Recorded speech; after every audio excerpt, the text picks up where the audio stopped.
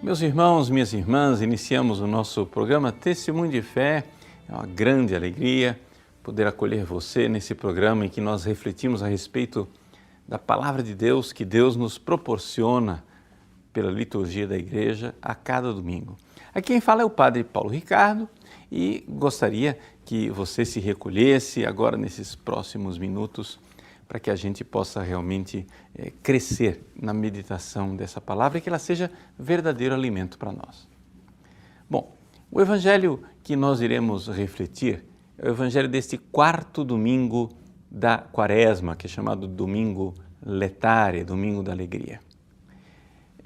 Como nós estamos no ano A, os vários evangelhos que nós iremos ler, daqui para frente, são tirados do Evangelho de São João, com símbolos que são símbolos batismais, para nos preparar realmente para a renovação do nosso batismo na noite de Páscoa. Na semana passada nós vimos o Evangelho da Samaritana, em que o símbolo principal é o símbolo da água. Aqui agora, o Evangelho da cura do cego de nascença, o símbolo é a luz. E, claro, na liturgia batismal, todos nós recebemos uma vela acesa, essa mesma vela que nós teremos o direito de acender no círio pascal na noite de Páscoa. Quem não é batizado, os catecúmenos que serão batizados na vigília pascal, por exemplo, eles não acendem a vela no início da vigília, porque eles ainda não são iluminados. Ainda estão nas trevas. É somente depois do batismo que então eles recebem do celebrante a vela acesa na mão. Quero recordar esse símbolo litúrgico bonito, porque esta vela acesa, ela simboliza que algo aconteceu dentro de nós. Nós enxergamos uma luz. E essa luz é o próprio Cristo. Esse processo, é um pouco este parto da fé que nós iremos ver neste Evangelho do Cego de Nascença, que é todo o capítulo 9 de São João. Veja, existe uma versão mais curta deste Evangelho, que pinça alguns versículos principais. No entanto, eu vou comentar sem me preocupar se o versículo que eu vou dizer está ou não na versão curta. O que me interessa aqui é pegar a essência do que está realmente neste capítulo 9, a narrativa do cego de nascença, a cura do cego de nascença. Bom, em primeiríssimo lugar, vamos entender uma coisa. Jesus aqui encontra um cego de nascença e, por iniciativa divina, Jesus aqui faz lama, coloca nos olhos dele e manda ele se lavar na piscina de Siloé. A piscina, claro, símbolo da água, aqui já nos remete imediatamente para o batismo. Só que, é curioso, Jesus faz esta cura e não exigiu fé desse cego. Por quê? Porque esta cura, na verdade, é uma espécie de parábola. A gente tem que lembrar o seguinte, que Deus, quando faz as coisas, Jesus, quando ele faz uma cura, ele está muito mais atento a nós que iremos ler este Evangelho, que iremos ter a notícia desta cura, que iremos receber a boa nova, do que com a cura em si, daquele cego individual. Não, Jesus, quando faz as coisas, ele pensa em cada um de nós. Por isso, esta cura que aconteceu historicamente, verdadeiramente, ela é para nós também uma parábola, uma espécie de chave de leitura de nossa própria vida. Então, o que é que nós vemos? O cego inicia o Evangelho, ele não conhece Jesus. Ele é cego de nascença, ele nunca viu Jesus. E Jesus, no entanto, o interpela. E ele, por iniciativa, cura o cego. Quando o cego fica curado, o cego ainda não conhece Jesus. Ele nunca viu o rosto de Jesus. Ele não consegue identificar quem foi o homem que o curou. Tanto que os fariseus, todo mundo vai lá perguntar para ele, mas escuta, conta para nós, como que aconteceu? E ele então descreve o processo que Jesus fez a lama, mandou ele se lavar e agora ele enxerga. Mas é interessante nós notarmos que em toda a primeira parte do Evangelho, este cego que foi curado por Jesus, ele ainda não crê plenamente.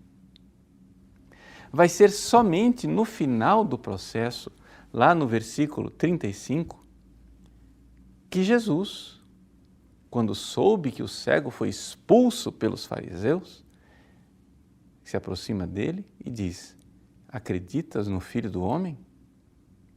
E o cego então responde, quem é, Senhor, para que eu creia nele? Ou seja, o cego quer crer, mas ele não sabe ainda quem é Jesus. E Jesus diz, tu estás vendo, é aquele que está falando contigo.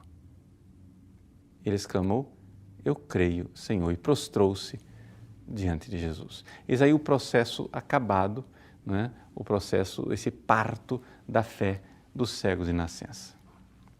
Agora, vem a pergunta, por que é que o cego, que ainda não cria em Jesus, que ainda não era discípulo de Cristo, por que é que o cego foi expulso pelos fariseus? Santo Tomás de Aquino, comentando esta passagem, ele diz assim, o cego foi expulso porque ele insistia em seguir a verdade. Ou seja, antes de o cego ter fé, antes de o cego enxergar a luz sobrenatural da fé, o cego, ele tem uma qualidade que os fariseus não tiveram. A honestidade de enxergar pela luz natural da razão uma verdade. Os fariseus querem que ele minta, que ele escamoteie a verdade e que ele diga que, vamos lá, eles dizem claramente, dá glória a Deus. Nós sabemos que este homem é um pecador. E o cego insiste em dizer, não, pera lá, gente, como assim um pecador? Nós sabemos que Deus não ouve os pecadores. E, no entanto, Deus ouviu este homem. Ou seja, se alguém é piedoso e faz a sua vontade, a este é que Deus ouve. Se esse homem não fosse de Deus, não conseguiria fazer nada. Então vejam, aqui, no processo da fé, a primeira qualidade, não é, que nós podemos e devemos admirar neste cego de nascença é o fato de que ele está disposto a pagar um preço pela verdade. Ele não está disposto a negociar a verdade. E isto aqui é uma qualidade que, infelizmente, falta muito aos seres humanos, principalmente aos seres humanos do nosso tempo. Por quê? Porque as pessoas não estão mais buscando a verdade. Essa é a grande realidade. Você vê que as pessoas não estão dispostas a pagar o preço da verdade. Por quê? Porque a verdade, gente, a verdade é verdadeira, mas ninguém garantiu e ninguém prometeu para você que ela seria agradável. A verdade muitas vezes dói e não somente. Muitas vezes nós temos que pagar um preço por ela. Então, neste Evangelho, a primeira coisa que nós vemos é que existe nos fariseus uma cegueira que o cego de nascença Não tinha. É a cegueira de não enxergar a luz natural da razão. Veja, nós não estamos ainda falando de fé. Não é isso não. Nós estamos falando de uma qualidade humana básica, fundamental, uma virtude humana, assim, indispensável, que é a honestidade de buscar a verdade, mesmo que ela seja desagradável. Nós vemos, infelizmente, por exemplo, nas nossas universidades, nas nossas escolas, quantas e quantas pessoas vivem uma verdadeira desonestidade intelectual. Por quê? Porque sabem que se derem o braço a torcer a respeito de uma verdade, vão ter que mudar de vida. Então, quero aqui só dar um exemplo, né? Eu conheci um rapaz que fazia economia e ele, que era aluno de economia, um dia debatendo com a professora, ele mostrou que a teoria econômica que a professora defendia era insustentável matematicamente. E então deu a ela uma série de autores que ela poderia consultar e deixou. Um mês depois, o aluno voltou para a professora e disse: "E aí, professora, a senhora investigou aqueles autores que eu indiquei para a senhora viu que sua teoria é insustentável?" A resposta da professora foi, assim, desconcertante. Ela disse: "Olha, fulano, eu até admito que você tem razão. E o que você está me dizendo realmente é verdade. Só acontece o seguinte, eu construí toda a minha carreira em cima dessa teoria que eu defendo. Eu estou vendo que ela é falsa, mas eu não posso abandoná-la. Porque abandoná-la significaria que eu teria que dizer que tudo que eu ensinei até hoje está errado. Que a minha tese não tem fundamento e as dúzias de artigos que eu escrevi na minha vida, todos teriam que ir para a lata do lixo. Você está acabando com a minha carreira acadêmica. Então, eu não posso mudar de opinião." Vejam só, é exatamente esta atitude que impede muitas pessoas de encontrar Jesus. Ou seja, ao encontrar a verdade, as pessoas vão ter que obedecer à verdade. A primeiríssima coisa, importantíssima coisa que o nosso cego nascença aqui faz, a qualidade, a virtude que ele tem e que os fariseus não têm, é que ele não está disposto a negociar a verdade. Ele está com a sua inteligência humana, ele está enxergando uma verdade e ele não está disposto a negociar, a dar o braço a torcer, a mentir, a tergiversar, a escamotear a verdade. Ele vai pagar o preço da verdade e de fato ele paga. De fato, ele paga o preço da verdade e é expulso pelos fariseus. E então, diz o versículo 35, Jesus ficou sabendo que o tinham expulsado. Essa é a primeira coisa linda dessa atitude de Jesus, que nós poderíamos dizer, aqui é o seguinte: Jesus, ele está observando quando nós sofremos por amor a ele. Você vai dizer assim, mas padre, o cego nascença ainda não amava Jesus, porque ele nem o conhecia. Sim, mas ele amava a verdade. E quem ama a verdade está amando o Cristo, porque o Cristo é a verdade. Ele disse, eu sou o caminho, a verdade e a vida. Jesus é a verdade. E se você está buscando a verdade, se você ama a verdade, você está buscando Jesus, embora você não saiba. E aqui nós temos um homem que pagou o preço da verdade. E Jesus observou isso, Jesus viu, Jesus vê, Jesus observa o nosso sofrimento, o preço que nós pagamos por amor a Ele. Não é fantástico isso?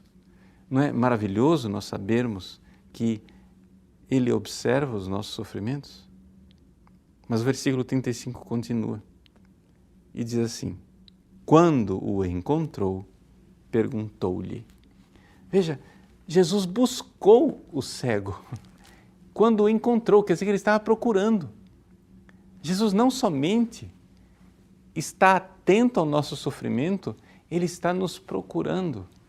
Como Deus que desce na brisa da tarde, lá no paraíso, no capítulo 3 de Gênesis, procurando Adão, onde estás? Deus vem à nossa procura. O Verbo se fez carne e habitou entre nós, ele vem atrás de nós. Meu irmão, minha irmã, antes que você busque a verdade está buscando você. Jesus está buscando você, Jesus realmente quer você. E aí? E nós o que vamos fazer? Vamos ficar indiferentes a essa busca? E o que é que Jesus busca? Jesus busca a nossa fé. Jesus quer a nossa fé. Veja o que ele diz. Ele perguntou: crês no Filho do Homem? Crês? Ele está pedindo a nossa fé, assim como ele pediu a fé da samaritana no domingo passado. Ao dizer para a samaritana: dá-me de beber. Jesus está pedindo a sua fé. Jesus pede a minha fé. Jesus tem sede da minha fé. Nesse mesmo Evangelho de São João, lá na cruz, Jesus dirá: tenho sede. E os grandes autores espirituais, os grandes místicos e doutores da igreja sempre identificaram esse tenho sede em Jesus, que tem sede da nossa fé, Jesus que tem sede do nosso amor. Jesus quer a fé. E então aqui, esse processo extraordinário. Quem é, Senhor, para que eu creia nele? E Jesus disse: tu estás vendo, é aquele que está falando contigo. E ele exclamou: eu creio, Senhor. E ajoelhou-se diante de Jesus. Meus queridos, Deus é luz. Deus é luz sobrenatural. Nós sabemos disso. Isso está escrito na primeira carta de São João, né? No capítulo 1, diz: Deus é luz e nele não há trevas. Mas esta luz que é Deus, ela irradia sobre nós através da sua palavra, a sua palavra eterna. O prólogo do Evangelho de São João diz isso, né? Que essa palavra é a luz que ilumina todo homem, todo ser humano, até os pagãos, recebem uma luz que vem da palavra de Deus. E que luz é essa? Essa é a luz inicial, a luz natural da razão.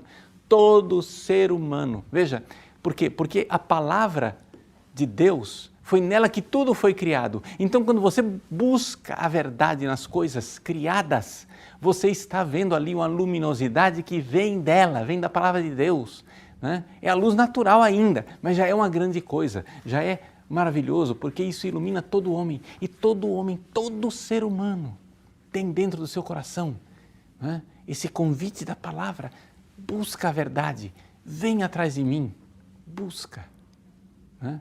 Paga o preço da verdade. É um convite de Deus que toca o nosso coração. Mas Deus não quer parar por aí. Deus não quer parar simplesmente com o nosso conhecimento das verdades naturais, das verdades científicas. Não, Ele quer que a gente o conheça e que nós nos apaixonemos por Ele. Ninguém ama o que não conhece. Então Jesus precisa primeiro se mostrar. E Ele então, o Verbo se fez carne e habitou entre nós. Ou seja, ao vir a este mundo, Ele se tornou a luz do mundo. Jesus diz isso no início do Evangelho. Está lá, no início desse Evangelho, capítulo 9 de São João, versículo 5. Enquanto estou no mundo, sou a luz do mundo. E Jesus insiste nessa coisa, e no capítulo anterior, capítulo 8, ele dizia: eu sou a luz do mundo. Quem me segue não caminha nas trevas, mas terá a luz da vida. Ele é a luz, Ele veio para iluminar. Mas aí, que luz é essa agora? É uma outra luz. Veja, a nossa inteligência, nós só temos uma inteligência. A nossa inteligência ela pode ser iluminada por duas luzes diferentes. A luz natural da verdade, que é aquela que iluminou o cego até agora, que soube pagar o preço da verdade, mas também a luz sobrenatural da fé. Essa luz sobrenatural da fé é o que Jesus está pedindo agora. E o que é que Jesus pede desse cego? Ele pede que creia nele e que creia neste amor dele. Ou seja, fui eu quem te busquei, fui eu quem vim ao teu encontro, fui eu quem te recriei, assim como Deus criou Adão do barro, eu te recriei fazendo barro no chão e colocando nos teus olhos. Que maravilha nós sabermos que nós que estamos tão sofridos e quebrados com o nosso pecado, Jesus nos busca e quer nos recriar, quer nos fazer de novo. Então, crês? É isso que Jesus pergunta, você crê? Ele diz, eu creio, Senhor. Eu creio. E prostrou-se diante dele. E esse prostrar-se diante de Jesus é o reconhecimento, né, que não somente ele vem de Deus, mas ele é o próprio Deus. No meio do Evangelho, né, ou seja, Jesus começa, o capítulo 9, Jesus começa como um desconhecido. Lá pelas tantas, o cego, raciocinando com a luz natural da razão, começa a dizer, não tem lógica, ele só pode vir de Deus. E começa a dizer a origem de Jesus. Mas agora, com a luz sobrenatural da fé, uma vez que ele deu o passo da fé, ele se prostra diante de Jesus e o adora, reconhecendo não somente que ele vem de Deus, mas que ele é o próprio Deus. Ele é Deus que se fez homem. Ele é Deus que nos amou e se entregou por nós. Meus queridos, neste domingo nós somos chamados por Deus a renovar a nossa fé. Nós estamos aí nesta caminhada quaresmal, precisamos nos preparar para a Páscoa. A Páscoa é esta passagem que nós passaremos mais uma vez, né, pelas águas do batismo, como o povo de Israel passou pelas águas do Mar Vermelho. Nós precisamos passar pelas águas da paixão, morte e ressurreição, para no final estarmos novamente iluminados por esta fé. Mas como nós iremos crer? Como nós iremos nos prostrar diante de Jesus? Como nós iremos adorá-lo? Como nós iremos entregar a Ele a nossa vida? Se nós não queremos pagar o preço de ser de Jesus, de pertencer a Ele. Jesus quer a nossa fé.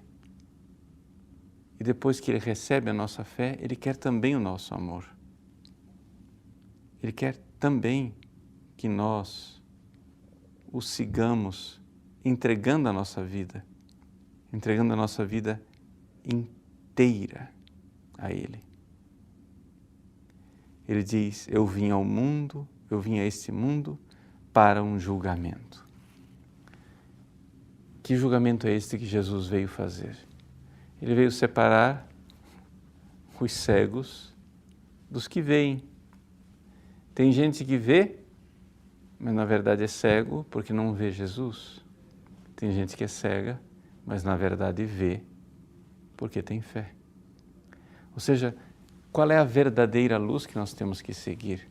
Aqui o Cristo ilumina a nossa vida e ilumina a nossa vida porque Ele nos ama. E é o seu amor quem realmente transforma nossa existência. O Evangelho de São João irá culminar com o discípulo amado, aquele que se reclinou no peito de Jesus na última ceia, olhando para Jesus, que morre na cruz, com a lança transpassando o seu peito e dizendo que aquele que viu dá testemunho. Aquele que viu o que? Viu a luz.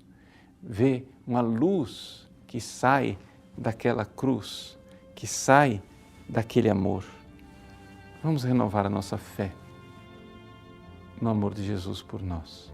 Vamos nos aproximar do altar nesse domingo, dizendo, Jesus, Senhor, eu creio no vosso amor por mim, mas aumentai a minha fé, porque às vezes eu não quero pagar o preço do vosso amor. Eu creio, Senhor, mas aumentai a minha fé, porque às vezes eu prefiro escamotear a verdade, negociá-la, para adaptar o Evangelho ao meu comodismo, para não ter que pagar o preço do vosso amor. E, no entanto, Senhor, vós pagastes o preço do amor por mim. Creio, Senhor, aumentai a minha fé, para que eu mais vos ame e vos siga. Vós que quereis que nós sejamos filhos de Deus. Deus abençoe você. Em nome do Pai, e do Filho e do Espírito Santo. Amém.